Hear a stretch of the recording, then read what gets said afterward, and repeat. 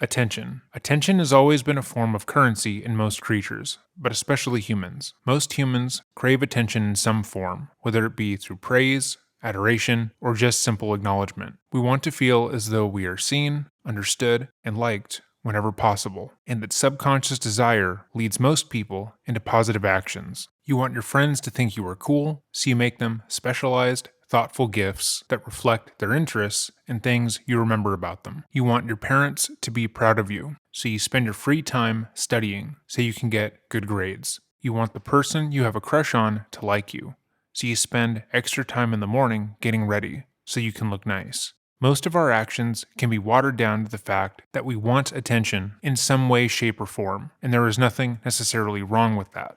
Positive actions warrant positive attention, and that attention can become addicting. But there are limits, or at least for most people, there are limits. For most, those limits are based on our morals. But in today's case, the limit, unfortunately, doesn't exist. Welcome back to another episode of Dreading, or if this is your first time here, welcome. Today we are going to be covering the case of Lisa Snyder, a mother who would do the unthinkable for attention from a man she desired, and would go on to try and frame her son for the crime. In many synopses for this case, Lisa has been labeled the worst mother of all time, beating out people like Casey Anthony and Diane Downs, and that is a title that she entirely deserves. This video came highly requested, and one person who claimed to be close to the case reached out to us via Facebook, asking us for a deep dive on this story, as they felt it wasn't given the proper attention it deserved. If there is a case you want to see me cover, feel free to leave it in the comments down below, or send us an email at dreading.official@gmail.com. We are constantly going through our requests and responding to emails as much as possible, and that is the easiest way to get into contact with us for any reason. If you want to support the channel, consider checking out our Patreon, liking the video, or subscribing to the channel.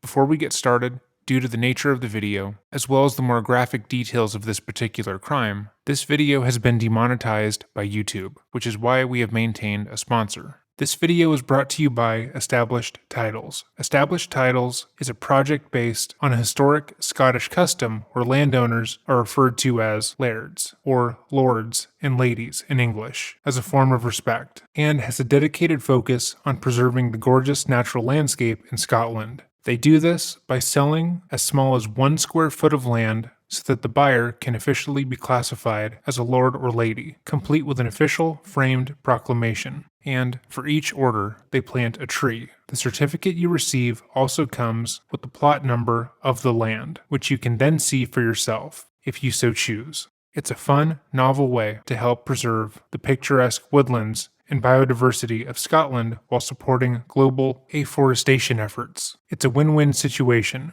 You get the official title of Lord or Lady, something that you can then put on official documents, and you're helping create change in the world. They have packs for lordships, ladyships, couples, and even family packs, and it makes for an incredible gift for a loved one or a parent. After receiving my own, multiple of my family members expressed interest in getting their own titles, meaning I already know what I will be getting them for their birthdays and the holidays. If you're interested in getting your own lordship or ladyship, click the link below in the description of the video and get 10% off any purchase. That is 10% off your order when you go to establishedtitles.com/dreading. Thank you so much to Established Titles for sponsoring my channel, and thank you all for supporting my sponsors. The vast majority of the content on this channel is demonetized, and being able to get sponsors at all is a gift. And the fact that my audience is so receptive to supporting them makes it possible for me to continue working on this channel. With all that said, let us begin. In true crime cases, usually those who knew the culprit will come forward and give their own testimony on what occurred. Usually, within the span of 4 to 5 years, family members will give their own tell-all interviews, write books, and write about the warning signs they saw growing up with the person who committed the crime. These insights provided by third parties are helpful, as they serve to answer the question of what kind of person would do something as heinous as what we are about to discuss without having to use the criminal's word as gospel. However, in this case, absolutely no one in Lisa Snyder's life would go on to claim her as a friend. Lisa's family has all disavowed her and refused to acknowledge her life, and through that, very little is actually known about who she was as a person before September 3rd, 2019. In 2019, Lisa Snyder was a single mother to her son, 8-year-old Connor, and 4-year-old Brinley. She also had a much older son who lived with them, 17-year-old Owen. Connor was a goofy kid. He loved science, specifically anything related to rocks and minerals, and his teacher would fondly remark that every day Connor would bring in new rocks to show them. He was a funny kid and always tried to get everyone else to laugh, which came easily to him, as his laugh was distinct enough to cause a reaction itself. Connor was the kid that most kids were friends with because he had that kind of personality that drew others in. He was also a great older brother to his sister. Brinley loved dressing up in Disney princesses, but she also loved her brother. Connor was exceptionally careful and kind to Brinley, and usually went out of his way to take care of her. Notably, whenever he would get a treat from his teacher for good behavior, he would always get something he thought Brinley would like so he could give her a gift when he got home. He had a slight speech delay, as well as a hard time with certain motor functions, leading him to having poor hand-eye coordination, but that never got him down. He was seeing an occupational therapist at school who was helping him work on his motor skills and get him up to the same level as his classmates, who seemed nothing if not accepting of his abilities. This description of Connor's personality and behavior leading up to September 2019 was given by his teacher, some of his classmates, and his older brother, Owen, and those statements were likewise corroborated by video evidence of Connor's actions both in school and out of school. Everyone who interacted with Connor would go on to attest what a happy and optimistic child he was. That is, everyone except for his mother. In the weeks leading up to September, Lisa would go on to talk to her friends about her son, and she would present a very different description of him than they had personally witnessed. She told them that Connor was being bullied at school by all the other children, specifically because of his weight, and every day he would come home incredibly angry. Lisa would describe Connor as furious, aggressive, and sad. She told them that this bullying had begun to negatively affect his self-esteem to the point where he had purposely been starving himself in an attempt to lose weight, losing 25 pounds in the month that school had been in session, and that he had begun to say concerning things about harming himself. She was quoted as saying that Connor said he wanted to kill himself, but he was too scared to die alone. That statement alone drew plenty of concern to those around Lisa. As an 8-year-old, being so negatively affected by something that they would consider suicide as an option is incredibly rare. But whenever pressed for more information or asked about what she was doing to help Connor, Lisa would backtrack. She would say that Connor didn't tell her what exactly happened in class, or who was actually bullying him, as he, quote, didn't want her to get involved or call the school. When they would point out that he was already harming himself, unhealthfully dropping 25 pounds by starving himself, she would downplay how serious his actions were, saying that he was fat anyways. But she maintained that what he was doing was concerning, but just not enough for her to take him out of school and get him any sort of help. Of course, if you or a loved one is experiencing any mental health effects like the ones Connor was purported to be experiencing by his mother, you should seek medical treatment. Losing over 2 pounds in 1 week over an extended period of time is deeply unhealthy and is a sign of an eating disorder. If someone you know is regularly talking about committing suicide as well, you should attempt to get them help. This is especially true for someone under the age of 10, but Lisa only apparently cared enough to complain to her friends about her son's actions, instead of getting him any sort of help. Lisa informed Owen of this new development with his younger brother, and Owen, being protective of his sibling, sat down with the 8-year-old to talk about what was happening. But according to Owen, Connor had no idea what he was talking about. His school life was nothing if not happy. When Owen brought up the bullying happening at school, Connor said no one in his class had been mean to him, and when asked if anyone gave him a hard time about his weight, Connor seemed confused, as if no one had mentioned it to him before. The only person in his life who had ever talked about his weight had been his mother. At the same time, one of Lisa's friends recalled how she had picked Connor up from school following a conversation with Lisa about how hard school was on him, and he had been laughing out in front with a group of students, having a great time. This stood out to her because Lisa had maintained that Connor had no friends, that every day he came home in a rage, and that he was deeply upset. However, just a few weeks prior to Connor's reported depression, she also recalled that Lisa herself had been unable to get out of bed and said she doesn't care about her kids anymore. As odd as that statement was, in the following weeks of Connor and Brinley going to school, it seemed that she had made a mental breakthrough. When asked about why her son wasn't acting like he was being bullied by her friends and family, Lisa would state that Connor was her little soldier and that he never wanted to act as if anything was wrong, and it was often only when he got home from school that he would react to the abuses that he had been subjected to during the day. Lisa would continue to talk about Connor's behavioral issues nearly every day for 3 weeks with her friends, until September 23, 2019. The day had been like any other day for Connor and Brinley. The pair went to school, where they had an average day of playing with friends, and then took the bus home. According to the security footage both at school and at home, Connor was in a great mood. However, shortly after arriving home, Connor and Brinley would inexplicably be found in their home's basement, hanging from the rafters, nearly dead. The following is the account from Lisa Snyder, as given to the police, both on September 3rd and September 4th, as seen in police records. At 3:34, September 3rd, Connor got off the school bus and came running home. He showed no signs of distress. Lisa explained that when Connor got home from school, he wanted to play on his iPad, but changed his mind that he wanted to play on his laptop, but he couldn't find the charger. He came down from his room when he could not find his charger and asked Brinley if she wanted to go downstairs and build a fort. He loved building forts. It's his thing. Lisa stated that they played downstairs in the basement all the time. Connor asked if he could take the kitchen chairs down, and Lisa related to him only if he takes them down himself and brings them back up. She was asked by police if he wanted to take anything else down, and she said yes. He asked if he could use the dog lead I had on the table. I just bought it today. Lisa was asked what Connor did with the dog lead, and she stated that's what they were hanging from. Lisa indicated she got the dog lead that day at the Hamburg Walmart, and that she did online pickup around 9:30 a.m. She placed the order for the dog lead online the day before. Lisa recalled Connor taking the chairs downstairs because they are heavy. He took the chairs down separately, one at a time. Lisa stated it took him a while, but he got them down there. She described hearing a plump of the chair on the step, the creak of the steps as it was a slow go. He came right back up, got a drink, and took the second chair down and returned for another drink. Lisa indicated she was putting laundry away and always places her boys' laundry on the table for them to put away. She then took the dog downstairs and to have a cigarette. Lisa mentioned that she is usually outside 3 to 4 minutes, but was throwing the dog's toy and believes she was outside for approximately 10 minutes. After coming inside, she went downstairs to see if the kids wanted frozen pizza or Chef Boyardee for dinner. She then observed them both hanging. Lisa related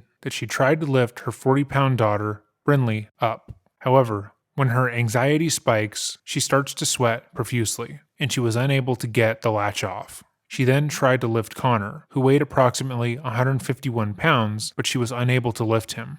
She then went upstairs and called 911, and never returned to the basement. According to Lisa's story, Connor had decided to kill himself and his sister. As he had told Lisa previously, he wanted to die but was scared of going alone. Lisa also only made one attempt to get both of her children down, but due to her anxiety and how sweaty her hands were, she was unable to. Her response to seeing her kids hanging was strange, as oftentimes parental figures will refuse to leave their children in such a state. In cases similar to this one, parents often grab their kids' bodies and try to lift them, even for a moment, to help them breathe. They grab the chairs that were knocked over and find a way to take their loved ones down in the hopes that they are still alive. But instead of doing that, getting a knife and cutting her kids free, Lisa stated she tried to unclasp the dog leash and then gave up, going back upstairs and never returning to help her kids. She called 911, letting them know that her 2 kids, ages 8 and 4, were deceased and were hanging from the roof of her basement. She likewise explained to the operators that her son was bullied. He wanted to die, and he had killed his sister for the same reason, despite the fact that they did not ask. The 911 operator then told Lisa to go outside and await paramedics. That way, they could find her house quicker and be able to provide aid to her children. Lisa, however, did not do that, and instead stayed inside, upstairs, away from her dying children, in order to make some calls. The following is the conversation with the 911 operator and the EMTs, alerting them to the scene.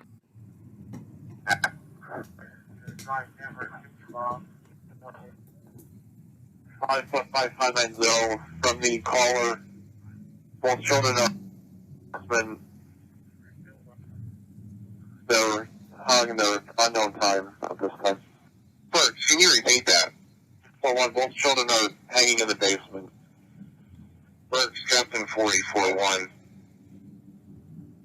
Captain 44, any indication from the caller if the scene is safe or how these children ended up there? She mentioned that the 8-year-old has been bullied and has made threats of doing this, but didn't want to go alone. And sadly, he may be the aggressor of the situation. At this time, it should just be the mother of the 2 children on scene.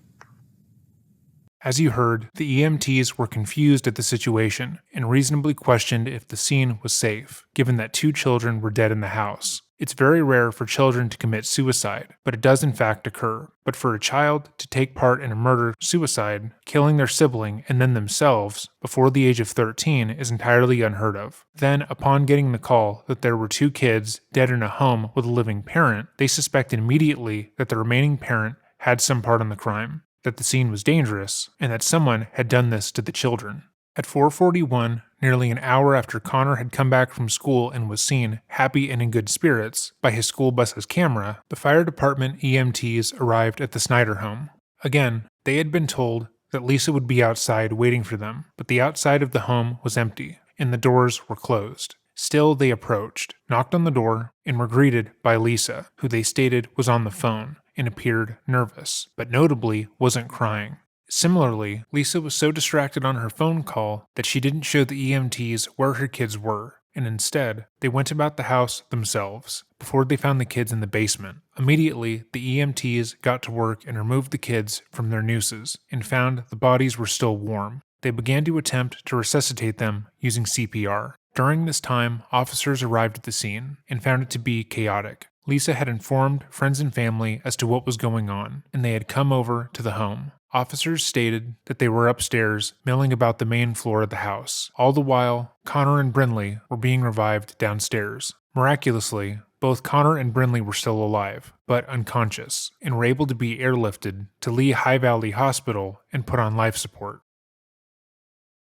In the following days, Lisa would be interviewed twice by the police, who were already looking at her as a suspect. Her behavior the day of the crime, her unwillingness to help resuscitate her children, and her overall story didn't make sense to them. And the more she spoke, the more they realized that something terrible must have happened to the children under her care. The following is from the police records of Lisa's interviews. She said, Connor had been bullied, and that he told her on multiple occasions that he wanted to die. Lisa related that she did not know much about Connor's bullying. He doesn't say much about it because he knows I will call the school. He is overweight, has a speech delay, and needs extra help. A little slower to grasp things. Kids make fun of him because he is fat. He has lost 25 pounds since school has started because he is starving himself. Lisa stated, he tells me he hates school. Every day he tells me he doesn't want to talk about school. I did not see any problems until he told me about the kids on the bus. She indicated that Connor has been having issues since first grade.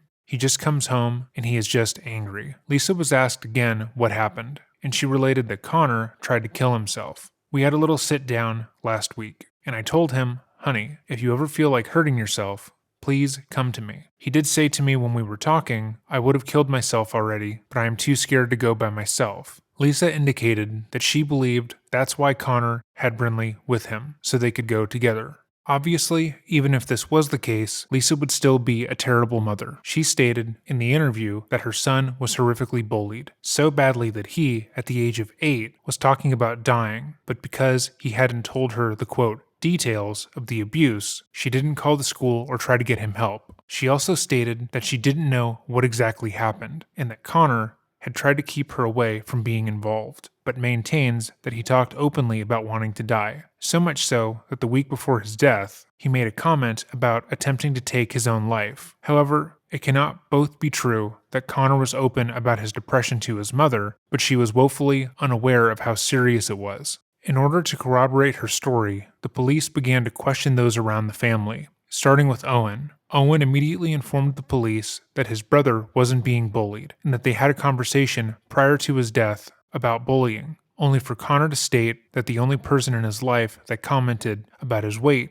was Lisa. He then informed the police that Connor and Brinley would never play in the basement, despite Lisa saying they had done so all the time, because they were scared of it. So the very idea that Connor would want to build a fort downstairs was already unbelievable. The police also spoke to Lisa's friend who had picked Connor up from school after she told him about the bullying, and she supported Owen's statement that the young boy hadn't in fact been bullied by his peers. Still needing further evidence, they went to the school and spoke to Connor's teachers, all of which were devastated by the loss. They too confirmed that everyone loved Connor, and that there had been no change in his mental health prior to his untimely murder. While at the school, the police spoke to Connor's occupational therapist, and she informed them that Connor was not only not depressed and would not kill himself and his sister, but that he would be physically unable to. According to the court documents, the therapist, who was referred to as Witness 2, stated that Connor received occupational therapy due to below-average motor skills, as well as his perceptual vision. Connor had low eye-hand coordination and difficulty with dexterity, using his index finger and thumb pinched together. Witness 2 was shown a replica of the dog lead and asked if she believed victim 2 would have been able to operate the clasp.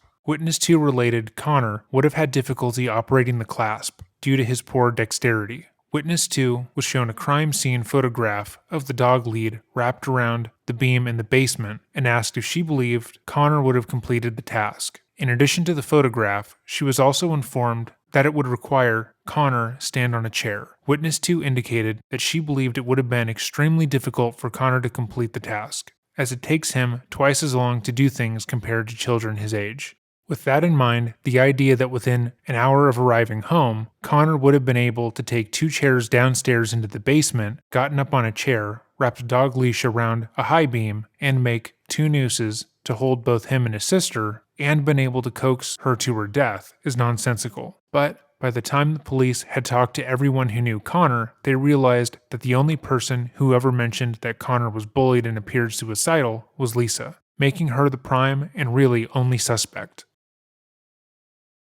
While the idea of a mother killing her kids is incredibly disturbing and off-putting, it is not as uncommon as many would think. In fact, Lisa had grown tired of her children and opted to kill them herself. That would make much more sense than her well-loved, happy 8-year-old deciding to kill his sister and himself. There have been many psychological studies looking into women like Diane Downs, Andrea Yates, and so many others. In one study from October 2007, Susan Friedman and Philip Resnick looked into the phenomenon and found that there are 5 major factors that could lead to a mother killing her child. Resnick's review of the world psychiatric literature on maternal filicide found filicidal mothers to have frequent depression, psychosis, prior mental health treatment, and suicidal thoughts. Maternal filicide perpetrators have 5 major motives. A. In an altruistic filicide, a mother kills her child out of love. She believes death to be in the child's best interest. For example, a suicidal mother may not wish to leave her motherless child to face an intolerable world, or a psychotic mother may believe that she is saving her child from a fate worse than death. B. In an acutely psychotic filicide, a psychotic or delirious mother kills her child without any comprehensible motive. For example, a mother may follow command hallucinations to kill. C. When fatal maltreatment filicide occurs, death is usually not the anticipated outcome. It results from cumulative child abuse, neglect, or Munchausen syndrome by proxy.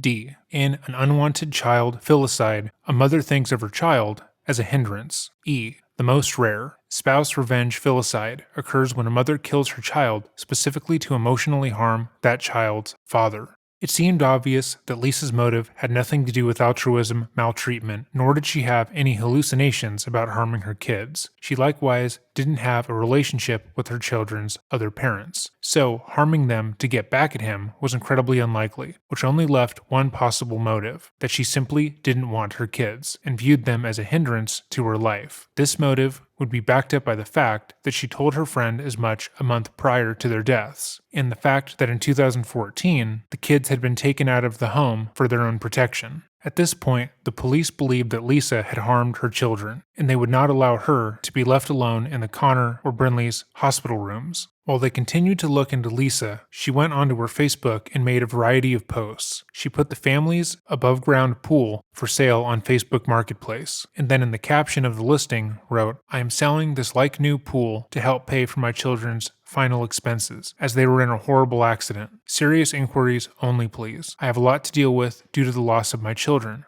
please don't waste my time. This was posted even though her children were still very much alive, just on life support. She also sent an update on her children's conditions to one friend via Facebook. It read, "Update. It's not looking good right now. Their brains are swollen, but once the swelling goes down, they are going to do a brain scan to check for brain activity. They said hopefully tomorrow or Thursday they can do that." The doctor herself told us to prepare for the worst. And for a doctor to say that, it's pretty bad and that I'm going to have to make the toughest decision of my entire life. The other person responded and she wrote back, "Can't cry anymore. I'm completely numb. My life has been ripped to shreds and it's never going to get better, but I got to try to stay strong for Owen, and miracles happen every day. You never know. But I'm also not stupid and I'm not getting my hopes up." Later on, she sent another message to the same person writing, "Update. They are not going to make it. The doctors will be pulling the plug tomorrow or Friday. They need to run a few more tests simply for the investigation. After that, my babies will be going to heaven to live with Jesus." 3 days after they were found hanging in their basement, on September 26th, Connor and Brinley were removed from life support entirely. They were two amazing children who deserved to have their lives lived to the fullest capacity, and the loss of these two clearly amazing children would lead to the investigation into Lisa Snyder only ramping up. And despite her statement to her friend, she was too stupid to notice. On the 23rd, the police had seized multiple electronics from the home for the investigation. This included Lisa's cell phone, 2 Apple iPads, a laptop, an Xbox, and multiple things that Lisa stated Connor liked to use. The police also made it known that they were looking for the family dog, Buster, who Lisa said she had given away following the deaths of her children, although she would state she didn't remember who the dog was given to. The cops emphasized they needed to weigh the dog in conjunction with the investigation, although it would not come out until much later why. On October 2nd, after conversing with Owen, the cops executed another search warrant on Lisa. Owen had informed the police that despite Lisa stating she only had one phone, like most people, she actually had 5 other phones in her possession, all of which belonged to her. However, Owen had made note of one specific phone that she used quite regularly, a Galaxy Note 9, but the cops were unable to locate it. When the cops asked Lisa where the Galaxy Note 9 was, she responded that she had no idea, and that she had lost the device the same day her children died, which is not suspicious at all. Later on, the police would find that that story was in fact a lie, as her car's Bluetooth had actually connected to the phone after her children's deaths on September 27th, and she had texted a joke to someone about the cops' inability to find said phone. After September 27th, it is believed that Lisa destroyed the phone and all the evidence that was on it, as to not incriminate herself. However, 6 other phones, Facebook account, and saved Google searches were more than enough to incriminate her. The police subpoenaed Google for Lisa's Google searches and found that she'd been planning to eliminate her children for at least a week in advance of their hangings. On September 17th at 10:21 p.m., she Googled carbon monoxide in a car, how long to die. 3 days later, on September 20th at 6:58 p.m., she Googled almost got away with it and almost got away with it best episodes, referencing a show available on Discovery Plus where people talk about how they almost got away with murder. 2 days after that, at 11 a.m., she Googled hanging yourself and then visited a website that went over the effective ways to hang a person using a short drop, simple suspension method. A day after that, she Googled, does a hybrid car produce carbon monoxide? And then, does a hybrid car produce carbon monoxide while idling? Clearly weighing the options she had in regards to killing her 2 amazing children. After the Google records were received, the cops had another break. Buster the dog was found, and they were able to weigh him at the station. Buster weighed around 50 pounds, which was important to the case, seeing as the dog leash that Lisa had bought the same day as the murders was for much larger dogs, between 150 and 200 pounds, which was nearly the exact weight of Brinley and Connor added together. But that wasn't all. They also got access to Lisa's Facebook, where they found something even more disturbing than her Google history. It seemed as if Lisa had been carrying out an online romantic relationship with a man who has still not been identified publicly. And in this relationship, Lisa would often sext this man about having sex with her dog, Buster. This included photos and videos, as well as graphic descriptions as to what happened. Here are just some of the messages that were written in the probable cause affidavit by the police. At 3 a.m. September 3rd, she wrote, quote, "He's eating my pussy, daddy." Then she writes, in response to him wanting a picture, he keeps moving around every time the flash goes off. Later in the day, at 11:28 a.m., she sends a photo of the dog licking her vagina. Later, she says he did good until he started biting my labia. Jesus Christ. Alright, anyways, on the 17th, the same day she searched online about killing her kids using carbon monoxide poisoning, she messaged the man saying, "Oh daddy, just took some good pics for you." She then sends 3 photos. One is a picture of her holding the dog's penis. Another is the dog once again licking her vagina. And the third is a photo of herself with a ball gag, wearing black lingerie and nipple clamps. Just fucking what the fuck? Just for added pizzazz. Later on, she tells the mystery man that, quote, "The dog went for it all on his own this time, was lashing in bed in my underwear, and he started licking, so I went with it." She then clarifies she meant laying. In the same text thread, Lisa talked to him about meeting up, but realized that it wouldn't be easy to do because she had to worry about her children. She wrote, in regards to the man having sex with her and her dog, "You'll hopefully see Sunday." That is followed up with, "But I found out Owen does work and is an all-day job, so gonna try option B, which is my mom. So don't get your hopes up, she's a bitch when it comes to babysitting." These messages alone show how starved Lisa was for any romantic attention. She wanted to be pursued romantically so much that she had adopted bestiality into her life, and wanted to meet a man who was as into having sex with animals as he was having sex with her. However, her kids were stopping that from happening. It seemed that Lisa had begun to feel as if her kids were getting in the way of her pursuits, and that the only way she was going to be able to do whatever she wanted was if she got them out of her life. As the investigation uncovered more and more about Lisa Snyder and her demented life, Lisa believed that she was in the clear. Despite the coroner labeling the deaths as a homicide, Lisa felt as if she had covered her trail well enough. She had spent the first weeks of the month stating her son wanted to die so everyone would listen, including her Facebook bestiality buddy. The story had been written up in many publications and described as being a parent's worst nightmare and used to discuss the dangers of bullying, and there was no way in Lisa's mind they had been able to find her Google searches. She then decided to make a Facebook page for Connor and Brinley. She wanted to leash as much attention from their deaths as possible, so she began posting to the page with photos and memories of the kids she killed. However, very quickly, other people knew about the case, knew Connor, and knew that she was lying, and began to comment on her posts, stating they believed she was behind the murders. Lisa swiftly blocked as many people as she could, but as time wore on, she realized that she couldn't simply block everyone who came to the page. Instead, she opted to use a new tactic and made multiple different Facebook accounts under different aliases, declaring that they knew Lisa, and there was no way she would do this. These accounts all sprung up around November, had very little information on them, and were clearly fake, but they all defended her, stating she was a good mother who would never harm a hair on her children's head. Less than a month later, though, she would be arrested and charged with Connor and Brinley's murders, along with the sexual abuse of Buster and the destruction of evidence. Many of the police documents then became public, including Lisa's bestiality messages, but she maintained her innocence. In response, she stated that the searches about carbon monoxide and hanging were done by her because she wanted to kill herself previously. She also argued somewhat against the claim and said those searches must have been made by Connor because he, quote, wanted to die. Very clearly, no one was buying her statements, and as time wore on, her lawyers made it clear that they were no longer going to argue that she didn't kill her kids, but rather she was temporarily insane, and therefore cannot be held accountable.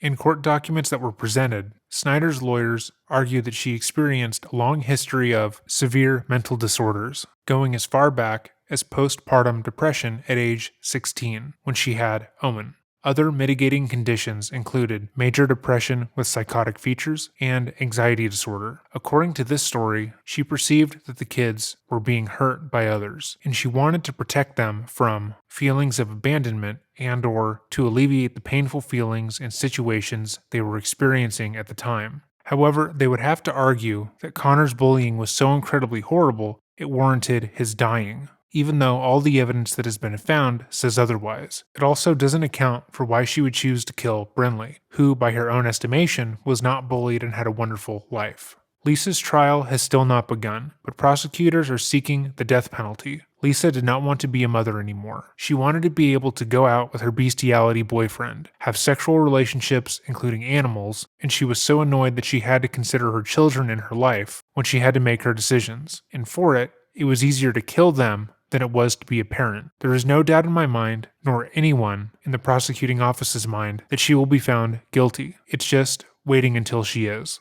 If you liked this video, please consider liking and subscribing. This video was requested by multiple of my subscribers and patrons, but if there is a case you would like to see me cover, please feel free to leave it in the comments down below, or shoot me an email at dreading.official@gmail.com. If you want to support the channel, as we are often demonetized, a link to our Patreon will be in the description box down below. Have a great day, and remember, stay safe.